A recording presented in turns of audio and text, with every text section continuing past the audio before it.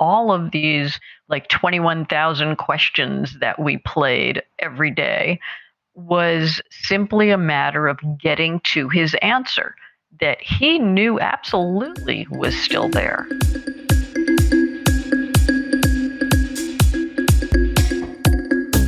Welcome to the Strokecast. A Generation X stroke survivor explores rehab, recovery, the frontiers of neuroscience, and how to peel a banana with one hand. Hello, I'm Bill Monroe, and welcome to episode 165 of the Strokecast. This episode is brought to you by the fine folks at Modus Nova. To find out if Modus Nova can help you recover the use of a stroke-affected limb, visit strokecast.com/Modus Nova. I'm actually going to be starting a new feature on the show in the next couple of months, and you can help. I'll share more after the conversation with today's guest. Jeri Goldstein was working in Virginia as a business coach for musicians when, she got that phone call no one wants to get. Her father had just had a stroke.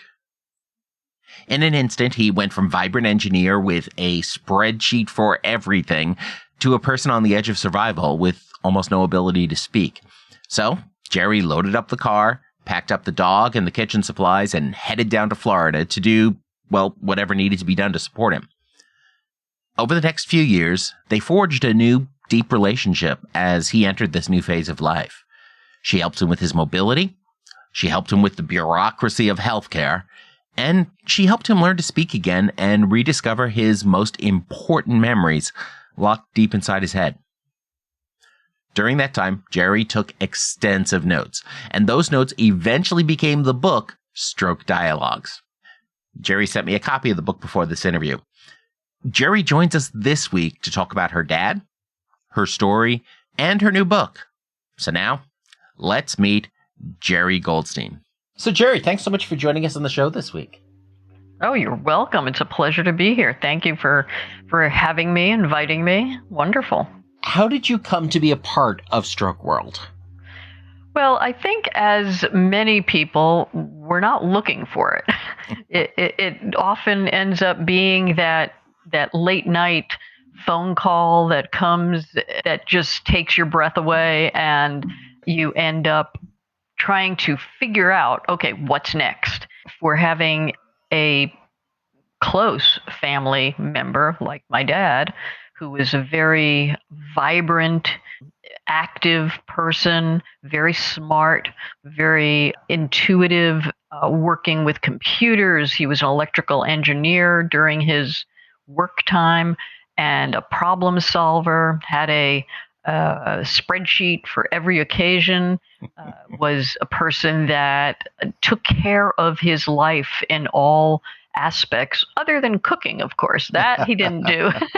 That was one of those things he really needed to depend on everybody else to do that. But in terms of taking care of every other aspect of his life, even down to washing the dishes, doing the ironing, cleaning, and taking care of medical and financial situations. Dad did all of that. And so this became one of the most frustrating situations for him that he probably ever experienced. What's really amazing is you mentioned, suddenly having to figure all this stuff out. And that's one of the most frustrating and amazing parts of this whole process is that suddenly, whether you're a survivor or a care partner or a loved one or whatever, suddenly the most traumatic thing that is likely to happen in your life, or one of the most traumatic things likely to happen in your life, suddenly happens. And then you instantly, within 24 to 48 hours, suddenly have to go on a crash course of neurology, medicine, health insurance, bureaucracy, and all of that at once. Exactly. How to deal with doctors and hospitals. And I was not a medical person. The last thing on my mind was ever to be involved in nursing or caregiving in that way. And all of a sudden, there I was in the midst of medical world, the ultimate, and 24/7 dealing with nurses, doctors, therapists, and of course, Dad, and helping him to find himself again. And it was a struggle, but yet I felt that it was the thing to do. I mean, I had the ability to pick up and move to be with him in Florida, to be that caregiver during the time that he was in the hospital, of course, not knowing how long that was going to last or what the repercussions were going to be in the aftermath of the stroke or how he would recover or not recover. So it was all a big what if, and let's just take it one day at a time, obviously. Well, I think you hinted something there that's really interesting, and an aspect of stroke we don't talk about a whole lot. When that suddenly happened, you knew that what you had to do is you had to pick up and you had to go to Florida and do the next steps. And it was like that moment of clarity. As I talk with other survivors, one of the things I find is that a stroke often provides a sudden clarity in our lives, whether that's going to be around priorities or what we want to do with the future. It has that instant crystallizing effect. It's amazing, isn't it? I mean, the questioning, of course, in the immediate aftermath of knowing something happened, like your dad had a stroke, and then having the multiple hundreds of questions of how long do I need to go for? How is he going to be? Is he going to be able to recover in any way? Is he going to be a vegetable? Is he going to be able to recognize anything? Is he going to, what results are going to happen from this event? And then figuring out, okay, your life doesn't matter right now, meaning my life. We just need to make a plan and get there and be with him and see where it goes from there. And so there was no question that I and my sister were going to be showing up to deal with the hospital and his situation as much as we possibly could, and then see where it went from there. My job was internet based, so I could do it anywhere. So, packed up the dog, packed up the computer, packed up as many kitchen supplies as I knew that I would need, and just got in the car and drove and got there like 2 days after the stroke and was there and available and ready for who knew what. You talk about grabbing the kitchen supplies because you're going to be a place of somebody who just doesn't cook a whole lot. Right. So it's like, that's important to know. What I also like is you mentioned your dad had a spreadsheet for everything. Yes. As someone for whom Excel is basically my favorite video game, I can really appreciate that. Well, I mean, he had spreadsheets for medical situations. He had spreadsheets for his financial situations, and he just would spend hours, entering, re-entering, double entries. So as I think I mentioned in the book that, he was a numbers guy, and things that occurred after the stroke based on knowing him being so enamored with numbers, it seemed that he assigned everybody a number except for me. And I still had the name that he always called me, baby. Oh baby, how's this? Oh baby, how's that? So when I entered his room for the very first time and he addressed me that way, whereas he was addressing everybody else as plus and +1 and +2, I was very happy that I was still myself, according to him. One of the things we've talked about before, and I'll include some more notes about it in the show notes, is the idea of the homunculus, which is sort of this representation of the brain highlighting sections, basically visualizing the different sections based on how much resources get dedicated to them. So a much bigger percentage of your brain is dedicated to your hand versus, say, your thigh, even though your thigh is much bigger. Right. Just because we focus on that. The same thing happens with the languages we work in. So much more of his brain was dedicated to those numbers. Right. As opposed to the words or names, which he often, even before the stroke, had trouble with, but now was a big deficit in how he thought of things, even naming comb, brush, telephone, nose, eyes, all of those pieces of himself that had to be named had to be rediscovered, and retaught and relearned. So one of the things that jumped out at me as I was reading the book is obviously you got to be baby. Right. His partner got to be +1. Right. How did your sister then feel about being +2? Well, I don't know that she really. She laughed at it. She just took it in. She didn't really think about it in a way of like, oh, how come I'm +2? And I think that in that instance, by hearing how he was so determined to make connection and to assign people their various roles according to his now new personality, that provided a lot of humor for him and for everyone around him, so that things had a levity to them, even though it was serious, even though it was hard, to come to grips with these things.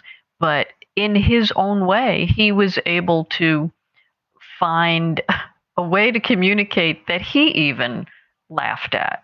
When he would say, +1, +2, he cracked up. He laughed at it, but he knew that this was something that he could manage, even though he didn't really appreciate the fact that the names were gone, and he didn't know how to deal with his whole situation.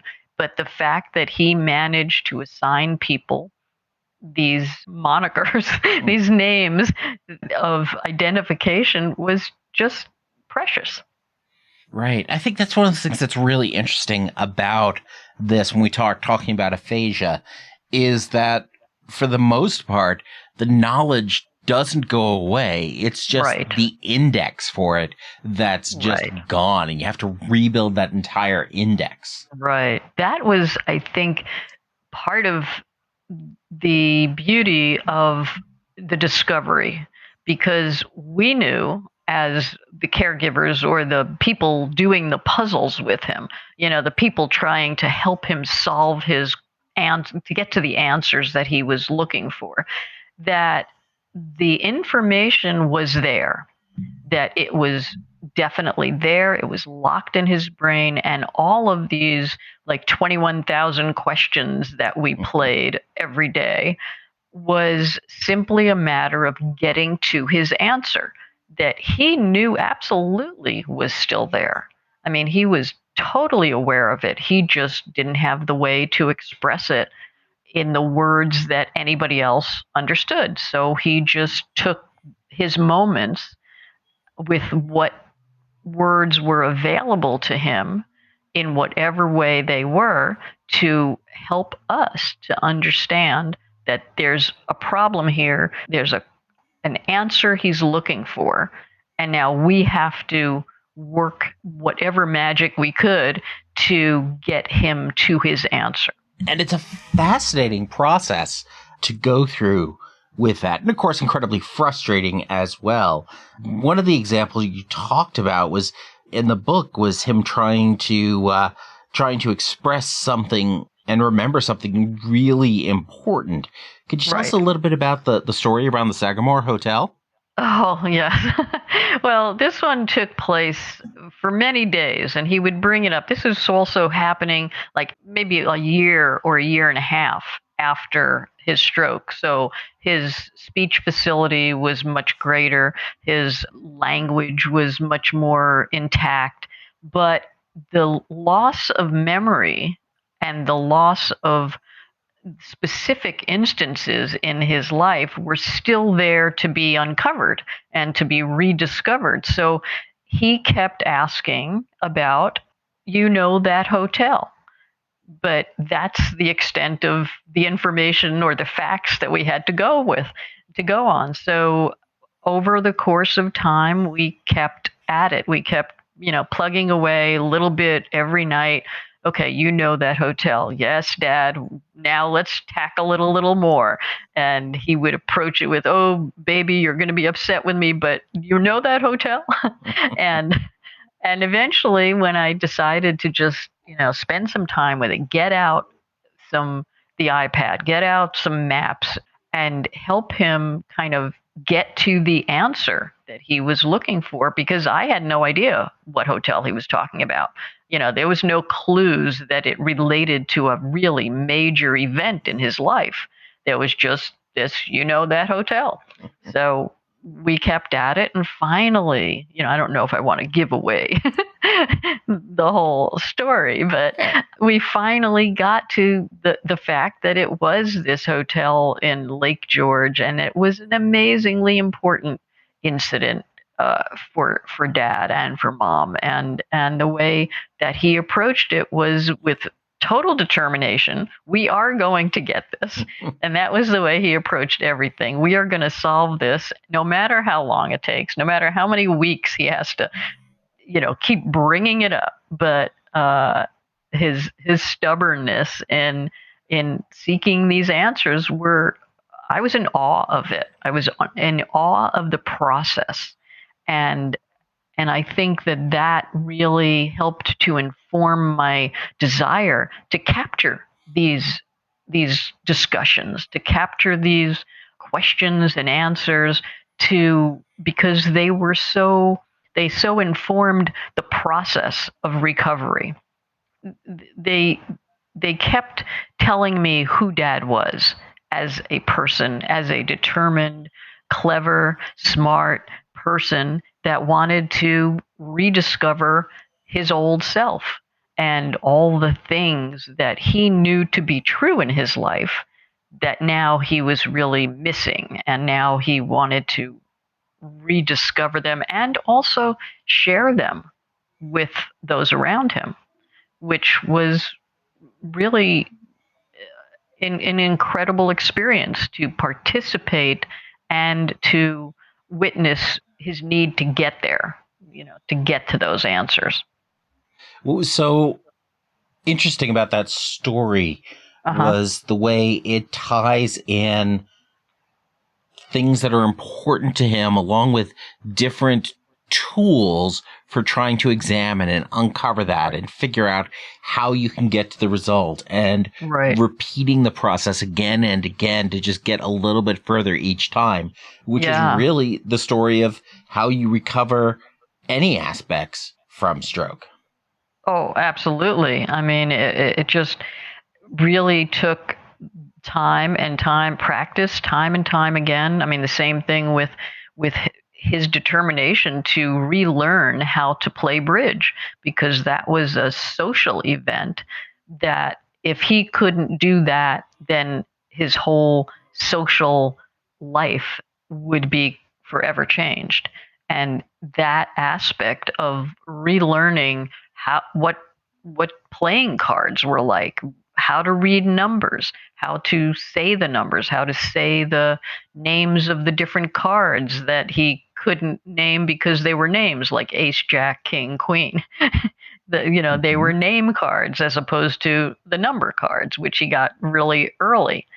And just every day doing it multiple times a day and making games out of it, making it be fun for him so that he would want to continue to engage, that he would want to continue to practice at it. And that was an important learning process for all of us, Definitely. And it ties in a lot of then the therapeutic exercises that might be related to flashcards or other drills into things that actually matter to him. Playing cards with his friends. I mean, that's the stuff that motivates you to do the work. Exactly. Picking things. And so that's why at one point, not too far into the process, maybe like March or April, I decided to take some of the techniques that I actually use with some of my music clients that helps them set goals. And I thought, well, if Dad's going to be working so hard at all of his practice sessions from the speech therapist, then I think it's important that he be the determinant of his own recovery. And so we set up an easel out on the porch, and we sat there, and I said, okay, let's do this where you tell me, what does full recovery mean to you? And we went through a process that's actually called cluster brainstorming, where you draw a big bubble, big circle in the middle, and you give it a title. And so we titled it Full Recovery. And we did this whole process over a course of a couple of hours, where Dad was able to lay out all of the things that he wanted to have as his full recovery. And it went into multiple other bubbles, full use of his right hand, which was the one thing that really became a problem aside from the aphasia, was his right hand not being able to be used. So he had to relearn how to write with his left hand and eat with his left hand and doing all those kinds of things.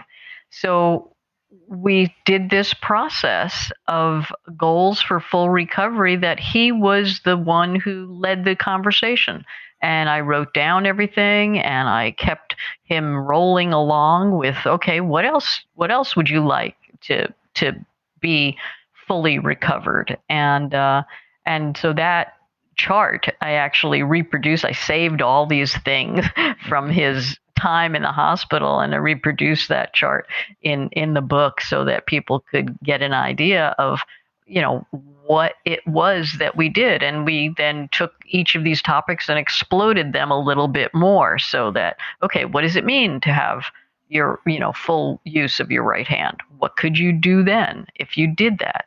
And, I could wash the dishes. I could help with some of the things around the house. I could, use my computer again. I could, write with my right hand again. I could eat with my right hand. I could cut my own food, so all of that was a process that kept him motivated and kept him engaged in the process of recovering. And I think that's great. I think we talk about how that works with helping artists define their goals. A lot of that relates to what we do in sales and marketing as well. And that it's, ultimately you have to be able to talk about the benefits for the customer, for the user, rather than just what a feature can do. It's what can it do. Absolutely. And I do that all the time with my clients, my musician clients, of, figuring out, okay, how is their music going to benefit their bookers or their venue promoters and their concert promoters, and so coming up with goals and engaging them in the process of coming up with their goals makes a huge difference in how determined they are and how motivated they are to then go ahead and do the process, do the work. And over the course of Dad's recovery, he worked for 6 hours a day, a couple of hours in the morning, a bunch of hours in the afternoon, working on all of his puzzles and his hand dexterity and things that would help him on his iPad, and then all the speech therapist homework exercises. He would just do them over and over again until he got them, and it made a huge difference. And then his friends came over on a couple of nights a week, and they practiced open-handed bridge games where they would talk about, why would you play this, and why is this contract important, and what else could you choose? And it was just awe-inspiring. I was just amazed at all of the things that he did to keep himself going. So the goal setting was one thing you were able to bring from your entrepreneurial background. The flexibility to pick up and move from Virginia to Florida was another thing. What else from your entrepreneurial background really helped you in this new unexpected role of your life? My negotiation techniques came in handy in terms of how to negotiate for the things that Dad needed with all the medical professionals, with the rehab center, and with any of his friends even who would constantly show up too early for him to spend time with them because they were still in the middle of a therapy session.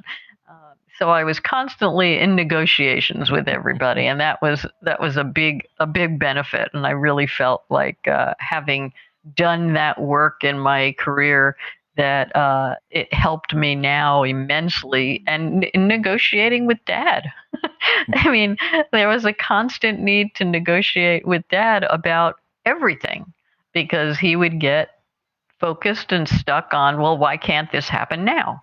The other things that I think that came from my business was my ability to positively look at another person's career and help them see the upbeat nature of what they have accomplished already and how that past is able to bring them further into the future. And I think that that's a really big and important aspect to having optimism in the face of struggling with anything, whether it's challenges to your career or challenges to your livelihood or challenges to your health. And I felt like that is a very important piece of my interaction with Dad, was having a positive, optimistic view of his capabilities, whether or not he had that view or not. It was important for those around him to surround him with possibility, to surround him with optimism and positivity in the face of oftentimes his depression about his current situation, and oftentimes his feeling of, oh, it'll never change, I'll never get better. And those were real moments that I felt were important to not allow everybody around him to sink into his depression or sink into his negativity, because it wasn't going to do him any good to have everybody go, oh, poor you. That was an important piece of his recovery, was being surrounded by upbeat, positive, informed, caring people that were not making light of his situation, but informing him about his ability to get better. Well, that's great. And there's a couple of really key points I want to touch on in there. First of all, the whole idea of being able to look back and recognize his accomplishments and how far he's come, and something you work with your musician clients on as well, because so often we look at the things we've done and we don't value them because we did it. So it must be easy. It can't be important if we did that. Right. and that gets into our own self-image, and there's a whole lot to unpack there, but being able to understand that. It's one of the things I tell new survivors and caregivers all the time. Take a lot of pictures and a lot of video and a lot of notes, especially in the early days, because you're not going to see the progress because it happens a little bit over time. But when you look back 6 months later, you'll see how far you've come, and you can really be proud of that and use that to fuel your recovery going forward. Right.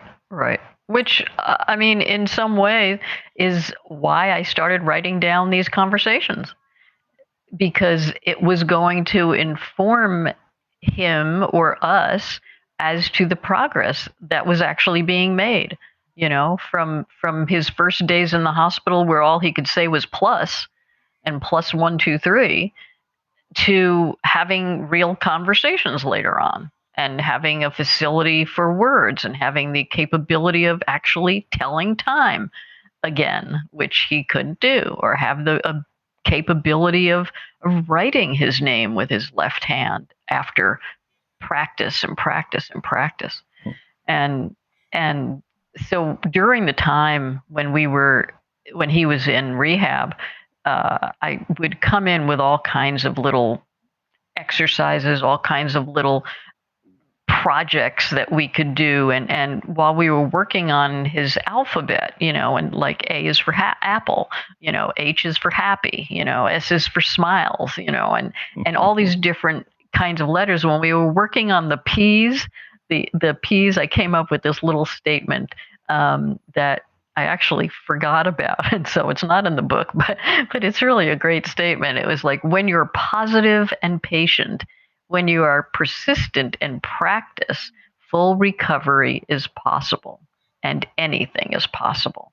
And so it's like this little tongue twister, but it really helped him to work on his P's as well as unpacking the statement, and helping the positivity to negate the negativity or contradict the negativity, helping him to be patient with his progress and helping him to stay on target, to keep being persistent and keep practicing all the wonderful exercises that everybody is giving him, and getting to that full recovery scenario. So I would keep on coming up with stuff like that, which therapists love.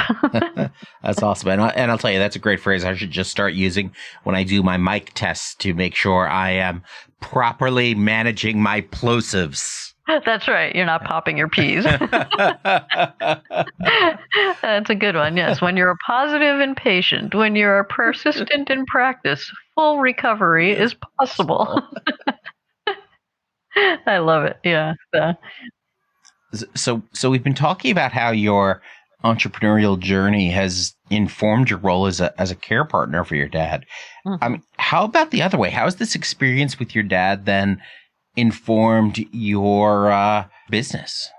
It made me understand what was important, and how I could make my business more flexible, to use the time more effectively to care for my dad while still maintaining some aspects of my business and maybe retrofitting some of it.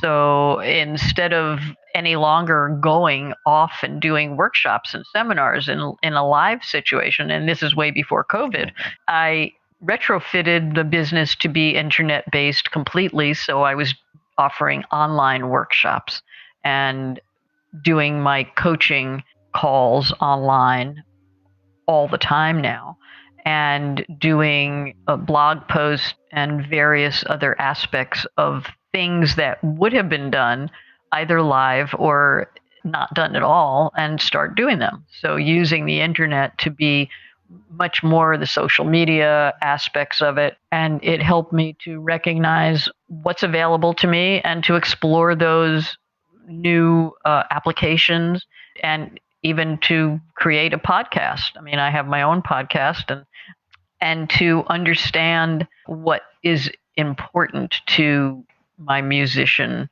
clients who are always seeking for answers that will help them move forward in their careers.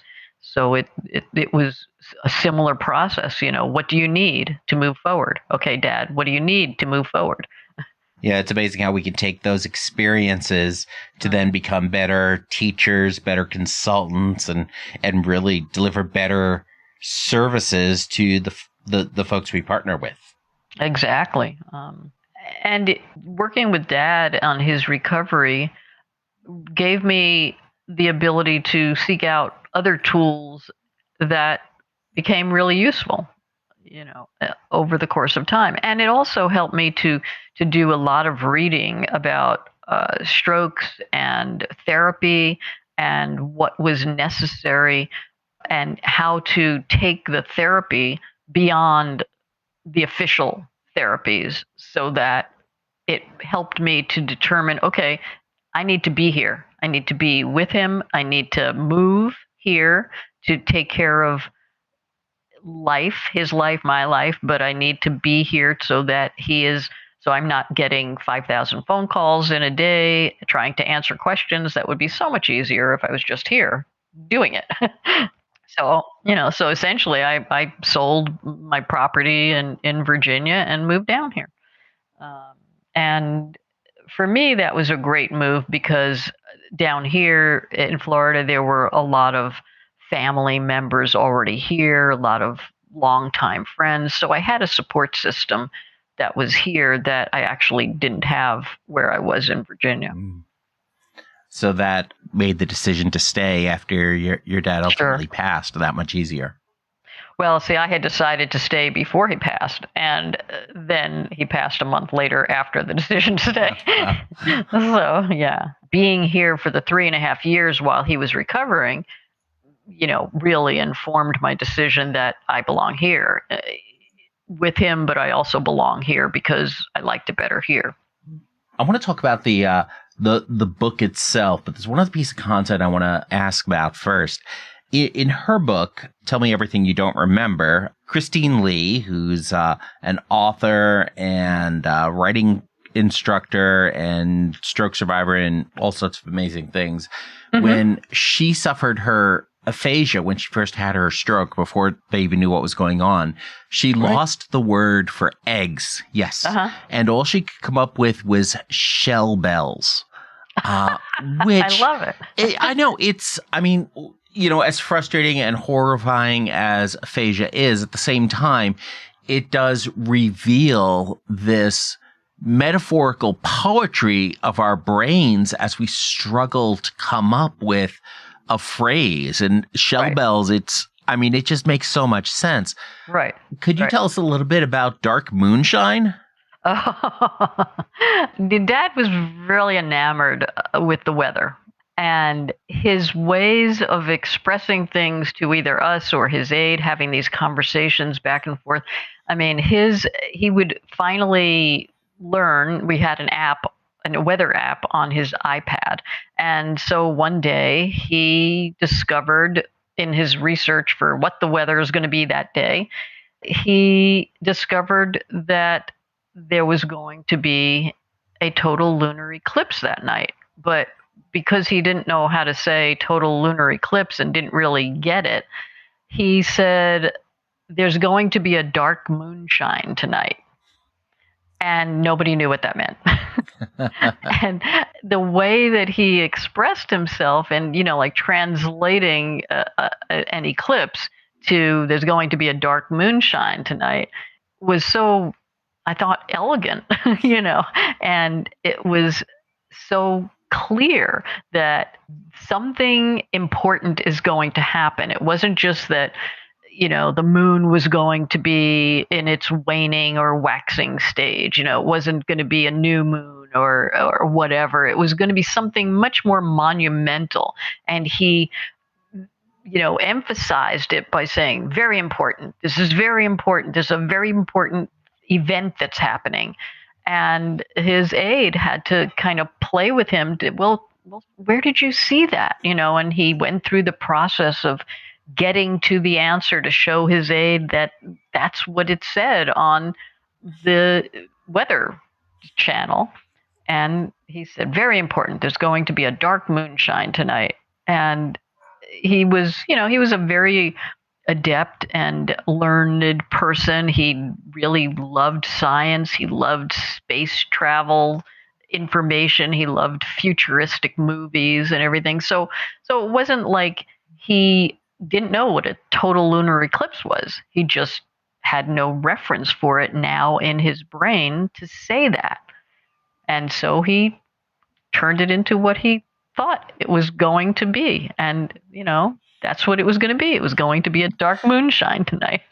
And I think that is just so amazing because so many of these things, because we come up with a phrase that on its surface that is so completely wrong. And at the same time, it is so completely right. And I know. Why aren't we all using that term for eclipses?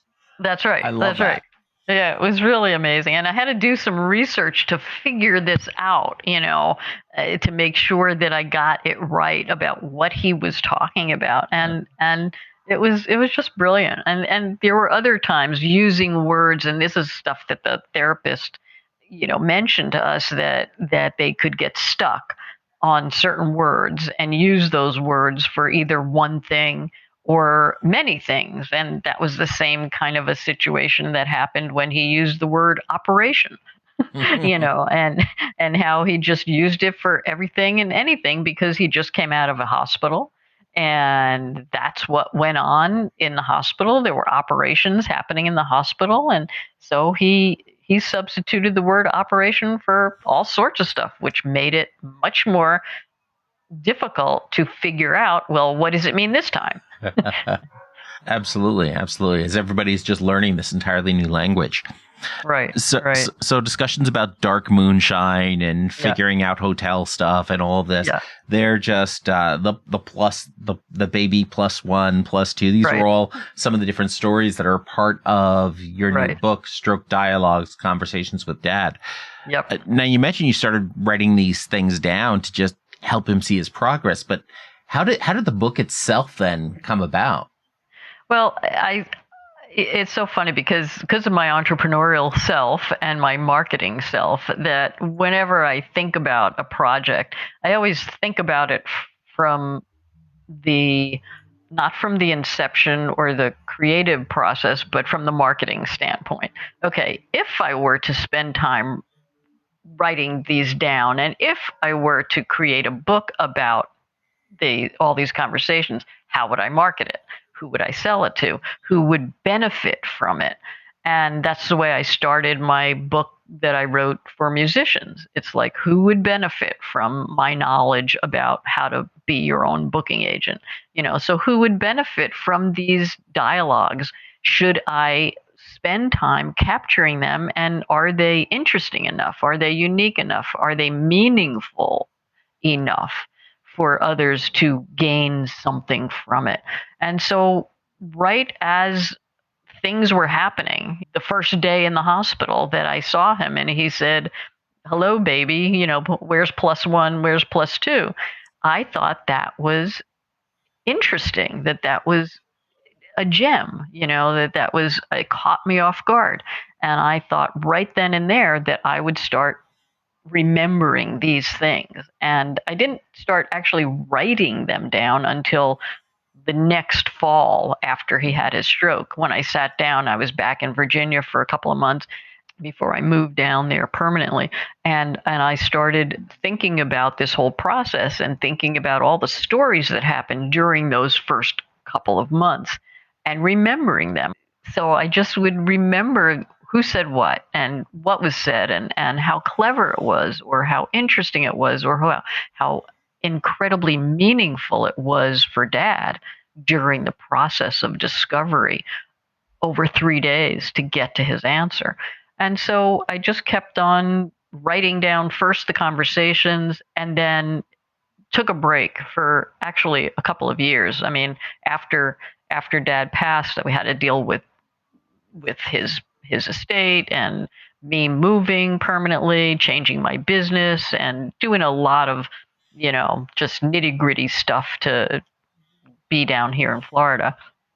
And so I really took a break from it because it was just, emotionally, I was spent, so to speak. Then COVID happened, and I started coming up with this other project, since most of my musician clients were now not working because of COVID, and they had lost lots of gigs and money. So I was hosting a free Thinking Beyond mastermind group for all of my clients to just talk about what's going on. And it was during that time when everybody was coming up with interesting projects and rethinking that I just pulled out all of my writings from the book and just reconnected with the work, and then rededicated myself to, I think I'm going to finish this now. I kind of finished everything in September of last year, and then started the lengthy process of creating a book. So while everybody else was perfecting their sourdough recipes, you were turning these anecdotes into a story. Yeah, into a story, and into, what I hope will be meaningful for others going through the same thing. Who might find technique, or might find something clever, or might say, "Oh, I remember that happened to me." I remember sitting there with my loved one and going through that 21,000 questions to get to their answer. It's even right there. We've been chuckling about a number of these things as we share these stories, and I know I started off early on joking about my experience in the hospital, complaining it was harder to roll over as a stroke survivor than to roll over a 401k. That's great. I love that. But Yeah, exactly. With it is but obviously aphasia is of course an extraordinarily frustrating experience for your dad and for you and for his aides, and Yep. you're spending days to uncover what he's asking about, and Right. yeah, it's wonderful accomplishment in retrospect, but while you're going through it, it's painful. Yep. How do you reconcile finding the humor in that in the context of something that's so difficult and so painful? Well, I refer back to my sense of being positive in the face of tragedy. I mean, yes, it is tragic, and it was incredibly frustrating for my dad, who was smart and clever and all of that. It also is such a thing that if you can't find snippets of humor and understand that in this gem of a conversation, there is something positive, there is something upbeat, there is something that might be funny, even if you're struggling with a thing, that needs to be managed and recovered from. But if there are those moments that brighten up the situation, I think it's important to recognize them, and that it's important to not be mired in the intensity of the situation, because it's going to be intense no matter what. It is going to be intense. It is going to be hard. It's going to be work, but it's also, there are moments that will help you move through it, will help you give yourself, if you're the stroke survivor, will help you get through to the next exercise, will help you hold your head high when the therapist says, oh, can you walk on your own around this circle, and they hold their head high, and that they come back at you with something that is really humorous, even though they don't understand the humor in it. But for those around them, that we can begin to appreciate their struggle, but not with the dour face, the frowning face, but with a smile, and say, you're doing great, Dad. That is an amazing thing that you just said. Or that is really funny that you might bring that up. How does that make you feel? I feel like there are those moments that we all struggle with, but in light of that, if you can't find the upside of it, if you then everybody around the person is going to be, mired in depression, and that's not going to be helpful. That's not going to give them moments of clarity and moments of drive so that they can reach their intended goals and get better. So I found it to be a way to move through the day, and a way to help Dad to appreciate and be grateful for the good things that were surrounding him. There's a lot of that in the book. Now the book itself, you also, after doing all this work, collecting all these stories and putting it together, you opted to self-publish. Oh, yeah. So given all the publishing options we have today, from traditional to hybrid to self to everything in between, why did you choose the self-publish route? Well, I did that with my first two books as well. And a lot of it had to do with the fact that I understood, in the music industry, I understood my audience. I understood what their necessities were, what they were looking for, what they needed to move forward in their careers. And in tapping into traditional publishing, I got a sense from them that they did not understand those things. And in that sense of the longevity of the project, to me, was going to be over in a snap if I had given it to a traditional publisher, because they didn't get it. And with my first book, it's now entering into its 25th or 24th year of still people buying it and being used in music business courses, because I managed the marketing and I managed the production in terms of it, in 2008 going to print on demand, which made it a whole lot easier to not have to package and process orders. But with this, I also feel like in so many instances, when you understand the intended reader and what they might be going through, that you may have a better insight to how to get it to them, as opposed to handing it to a traditional publisher who would just go through all the traditional moves, getting it to all the traditional marketing places, and miss the entire intended audience.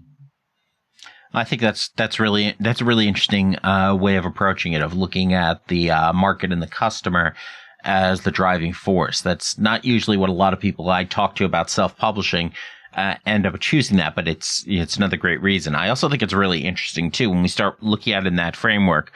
One of the things I always find helpful is we tend to use the word customer very loosely these days. Mm-hmm. And if we take a strict interpretation, customers are people who give you money.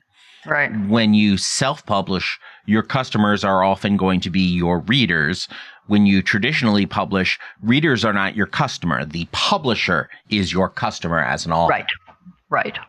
And they, in turn, don't necessarily look at your intended reader as the right end market. They'll look at Barnes and Noble or Amazon, as the end market, as opposed to the person who's going to pick it up and benefit from the information and the story. So I always approach my projects, any project I do with a musician or another, any kind of a person that I'm coaching in whatever business, I always approach it from the end. Who's going to benefit from this, and how do we reach that person, that intended person, and what are the benefits that intended reader might get from this project?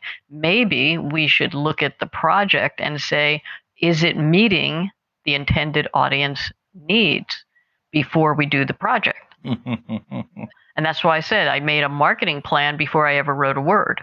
I actually did place 2 full-page ads for my first book in the music trade magazines and told people what's going to be in the book and asked them for advance orders before I wrote a word of the book, so that I would know, well, is this something that you guys really need or want? Why should I spend the time writing it if nobody cares? After many, many advanced orders, I said, okay, now I'll write the book. And that would ultimately go on to become the business model for Kickstarter. Exactly. Well, that's what's really interesting too, is you were doing this self-publishing thing 20 years ago when it was a heck of a lot harder. Well, I had to borrow money. Yeah. I mean, and I had to store thousands of books in my cottage and I had to package them and ship them myself. So yeah, it was a whole different ballgame, but I still felt that it was worth the process doing it myself than going through traditional publisher, who I knew from other people who had published similar types of music business books, what they got for it, how much, royalty they were making. And I just didn't feel like it was worth it to make 88 cents on the book at some point, maybe. Right. Yeah. So, I mean, I feel like in this situation, I did research for who would be a likely reader. And so I've been reaching out to stroke support groups. I've been reaching out to organizations that support stroke support groups and hospitals and rehab centers and organizations that are, committed to stroke survivor recovery.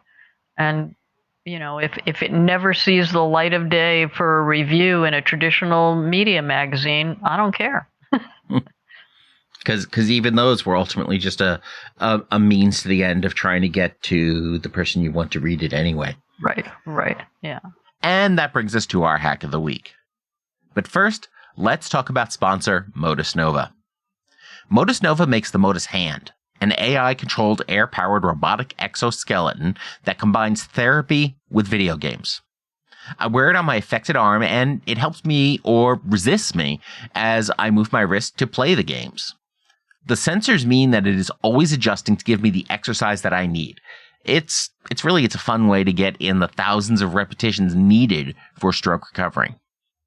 To find out if Modus Nova can help you recover the use of a stroke-affected arm or foot, visit strokecast.com/Modus Nova. Use promo code STROKECAST for 10% off your first month. And now back to our hack of the week.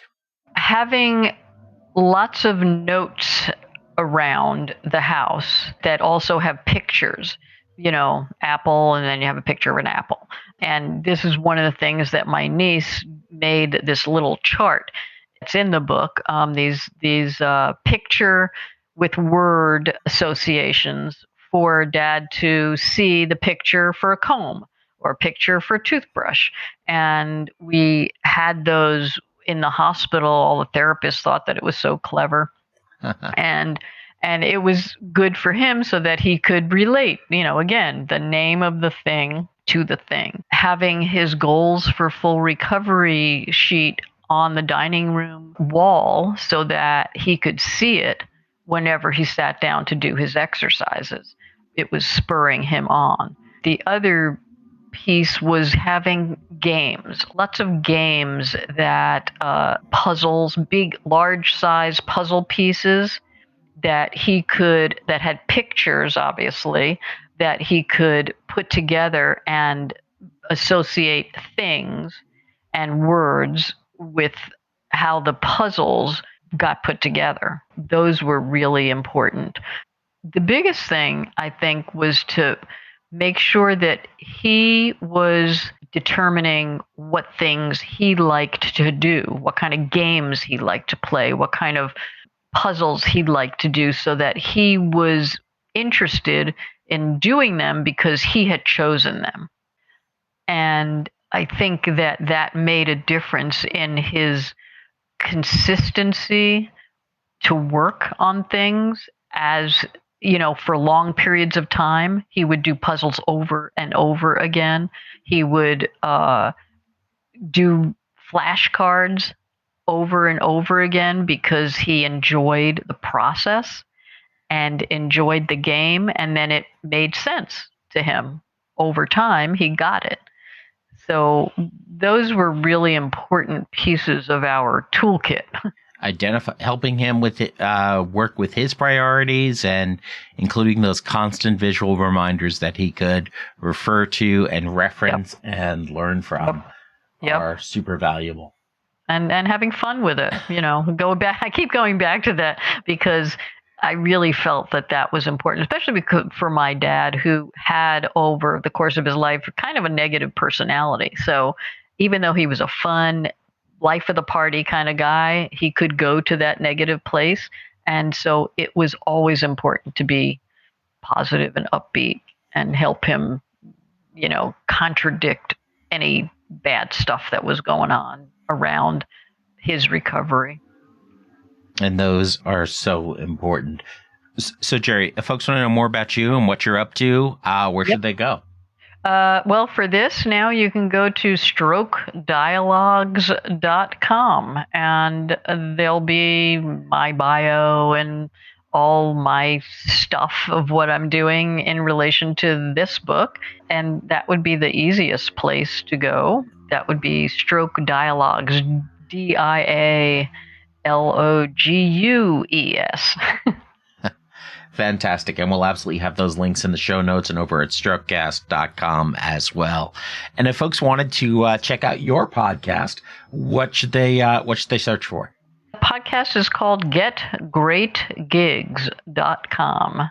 it's get great gigs, and it's really based on interviews that I've done with a number of music industry people, musicians, and organizational executive directors that unfortunately ended up happening just when COVID broke. So some of the interviews I had to go back and talk to people again about, what hacks they did and turning around their organizations or their careers. They're fun. There's lots of really good creative people that have some very interesting ways of dealing with the pandemic at the time to keep moving in their career. Well, fantastic. That sounds like something we could talk about for another couple of hours. Maybe another time. Maybe another time. Yes. Thank you. I really appreciate it, and I hope that, as I say, some folks find some value from this. You'll find links to Jeri's book, Stroke Dialogs, and Jeri's music consulting business over at strokecast.com/Jeri, Jeri. Since the beginning of Strokecast, I've regularly featured a hack of the week, a simple tip to make living life with stroke-related disabilities a little bit easier. And some guests like Jeri actually provide 3 of them. And now I'm going to continue to do that because I think it's super valuable, and just finding all these tips from my own experience and from this broader community are just awesome to just make our days just a little bit better. But sometime in the next couple of months, I'm also going to introduce the win of the week. I want to know about a recent win you had. Maybe you walked a whole block without using a cane, or read a chapter in a book, or cooked a meal for your family, or saw a slight voluntary movement in a finger. Maybe you spoke a complete sentence, or performed on stage, or hugged a loved one for the first time in years, or simply achieved any of your particular goals. Whatever accomplishment you want to celebrate, I want to celebrate it too, and the rest of our community wants to celebrate with you. So send it to me and I'll include it in a future episode of the show. You can email me an audio recording at bill@strokecast.com, or you can call 321-5-STROKE. That number is 321-5-STROKE. That's 321-578-7653. And just leave a voicemail anytime, day or night. That's a number that goes straight to voicemail, so you don't have to worry about waking me up at 3 a.m. Just call and leave a voicemail, or just record a voice memo on your phone and email it to bill@strokecast.com. So bill@strokecast.com, or call 321-5-STROKE. Whether you record or call, tell me who you are, little about your stroke, and your win, and I may include it in a future episode. In fact, you're probably listening to this episode on a phone right now, or you have a phone right next to you. So go ahead and pick it up and call 321-5-STROKE and share your win.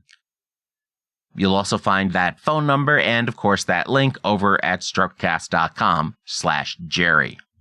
So be sure to check out Jeri's book, Stroke Dialogs, on strokecast.com/Jeri. There you'll find her book link and more about her business and her story. Share this episode with someone you know by giving them the link strokecast.com/Jeri, Jeri. Share your win of the week by calling 321-5-STROKE. That's 321-578-7653. And you'll also find those numbers, of course, at strokecast.com/Jeri.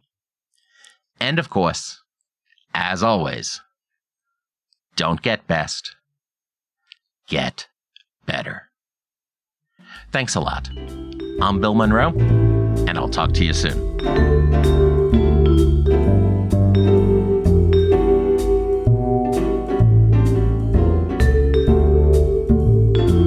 The Strokecast, Bill Monroe, and Bill's guests provide general information and entertainment, not medical advice. Please do not make any changes to your treatment plan or the execution of your treatment plan without first consulting your personal doctor or medical team.